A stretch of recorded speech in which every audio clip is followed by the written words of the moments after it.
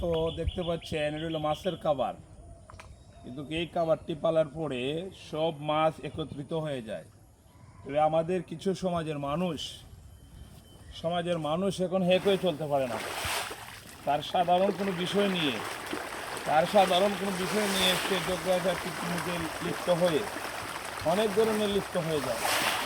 তাই আমি বলবো যে আমরা সমাজ থেকে হিংসা বিদ্বেষ সব দূর করে আমরা 18,000 মুখ লোকের মধ্যে সবার শ্রেষ্ঠ হলো মানুষ। সেই মানব জাতি আমরা যদি হয়ে একজন মিলেমিশে চলতে পারি না, তাহলে আমরা কিসের মানুষ? আমি আজকে দেখতে পাচ্ছি যে ফেসবুকও একটা রিক্সার ড্রাইভারকে রিক্সার জন্য সে মানুষ হয়ে হত্যা করে ফেলছে। তাহলে আমরা কিসের মানুষ?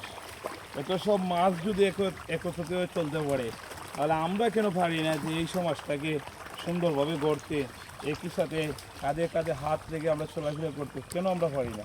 এটা থেকে আমরা বিরত থাকি আর সবাই মিলে মিশে চলার চেষ্টা করি।